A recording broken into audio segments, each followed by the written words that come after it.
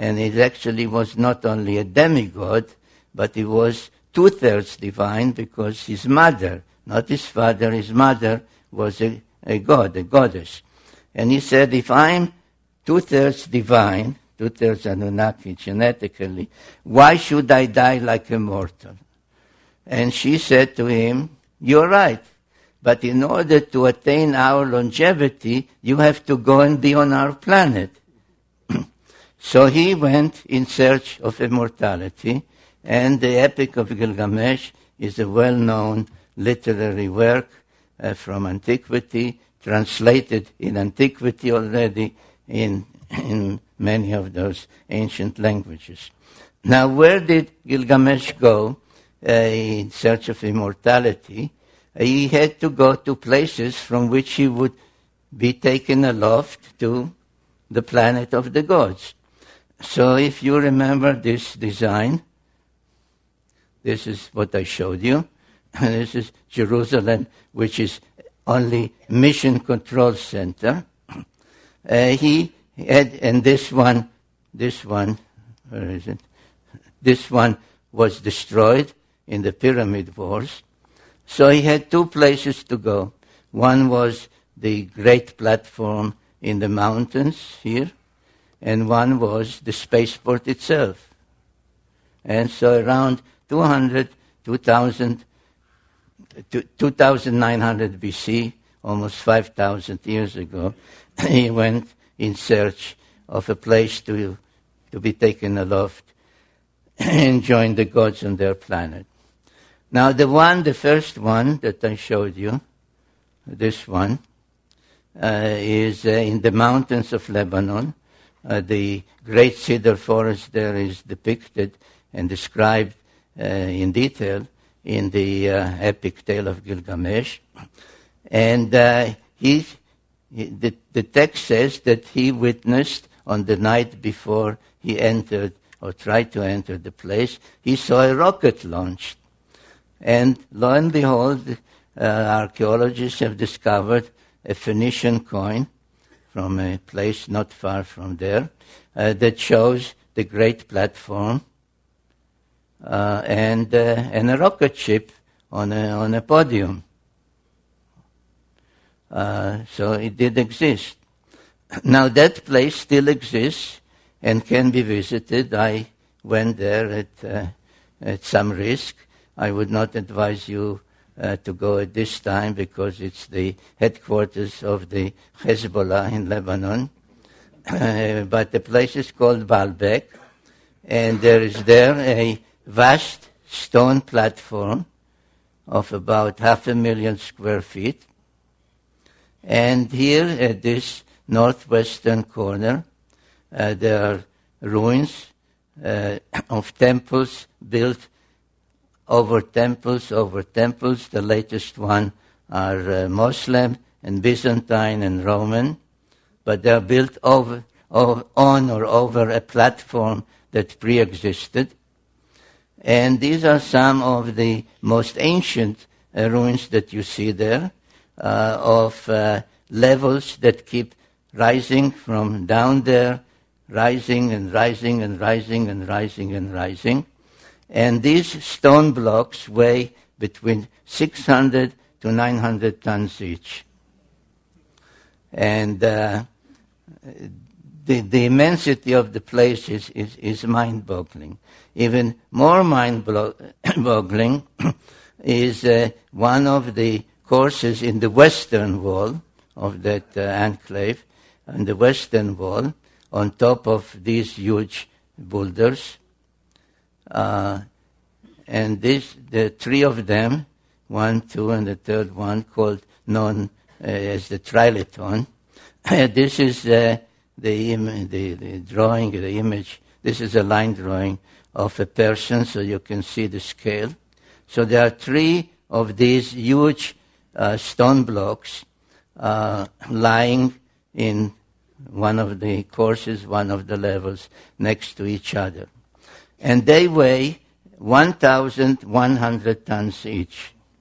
Now, there is no piece of equipment, even today, that can lift 100 1,100 tons, or even 1,000 tons, or even 600 tons. There's no such piece of equipment. Yet, and this is his photograph, by the way, I think. Can you see that little ant there? That's me. I'm standing there. And this is the first trilithon, and then there are two more.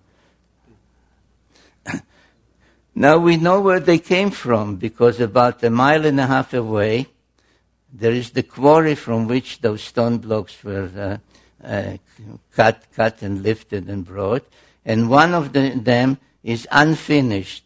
So right here it's still part of the native rock, and this part has been already cut, and again this is me there. So you can see the size. So somebody in antiquity, and according to all the evidence before the flood, cut those stones and lifted them over 1.5 miles and put them there, not drop them on the ground, but put them exactly where they should be, where they belong. And the question is, what was the purpose of this whole thing? As I said, Gilgamesh reported that he saw a rocket ship launch there, and the Phoenician coin also depicted. And it was only after I saw photographs of about a year ago, I think, of the Chinese launching their spacecraft for the first time. Now, we are used to launch towers made of metal and so on, but this is also built out of some kind of stone. So I have no doubt that what we see there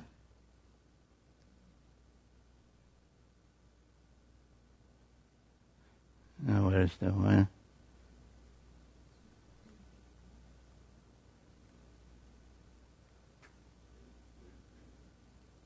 Right, because this is exactly the same thing as the Chinese have built, because this starts somewhere there and goes down and down and down and down to well below ground. So this was a launch site to which Gilgamesh went around 5,000 years ago in order to be lofted to the planet of the gods, Nibiru. But he failed. There's a whole tale that he had a companion, and they killed the sacred bull, the bull of heaven, and had to escape for their life. So it didn't work. So he didn't give up. He went to the other destination, which, if you recall a previous slide, was the spaceport in the Sinai Peninsula. And what was there we also know, because the Egyptian has depicted it, and this is a depiction found in the tomb of an Egyptian called Hui, who was the governor in ancient times of the Sinai Peninsula. And in his tomb, the burial chamber is surrounded on the walls with depictions of scenes from the lands where he was an official. And this is from the Sinai, and I think you can see that this is an underground silo, because you see the ground level with trees and giraffes, etc., and you see it multi-stage rocket ship and the command module sticking out from above ground.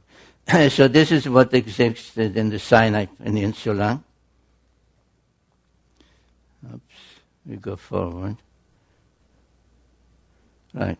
And again, like in the Sumerian tales, there are Egyptian texts. The collection is called the Book of the Dead, because the Egyptian pharaohs claimed that they have, by being a pharaoh, they were divine, semi-divine, demigods, and had the right after they died, in an afterlife, to join the gods in an afterlife. So after they died, according to the Book of the Dead, they went on a simulated journey to the spaceport, to where the spacecraft or rocket ships are, and then to be taken aloft. And the Book of the Dead has many illustrations. This is just one of them, that shows the 4 pilots that welcomed him aboard the spacecraft, one of the pharaohs. So there's no doubt that there too the facility for being taken aloft did exist.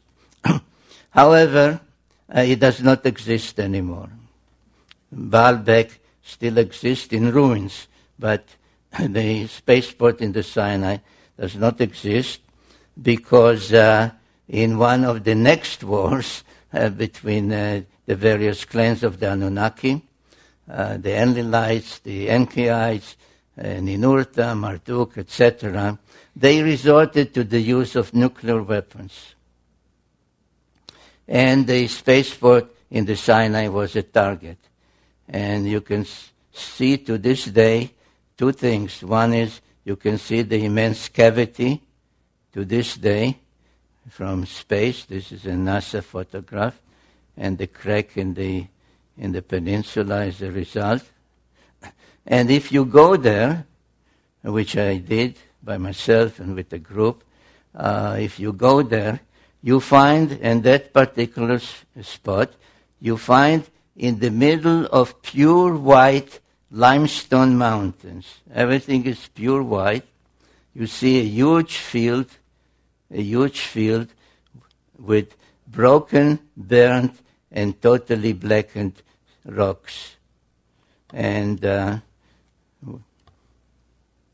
one of the visits, I took samples. They were tested. There's possibly some radioactivity, but it's inconclusive. But in 2024, almost 4,000 years ago, the Anunnaki resorted to the use of nuclear weapons. There is a long text called the Era Epic, ERRA Epic, that describes the reasons, who did it, how they did it, what the number of nuclear weapons that were used in 2024. The unintended consequence of that was that a wind blowing from the Mediterranean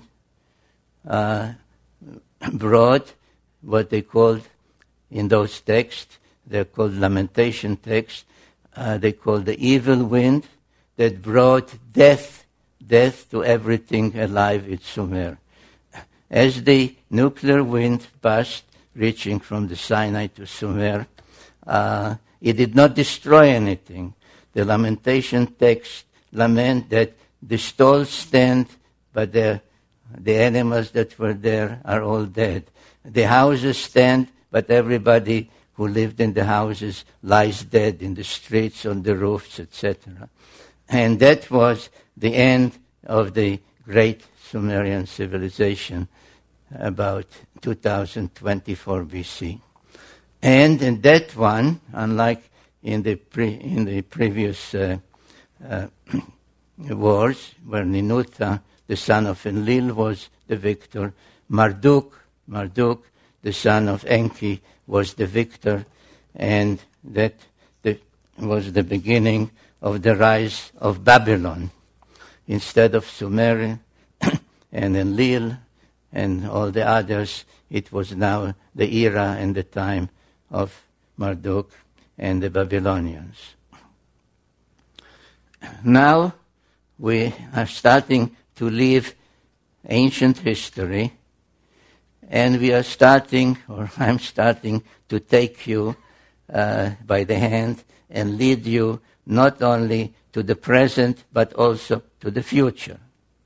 And to understand where history is taking us, this map is the key to it.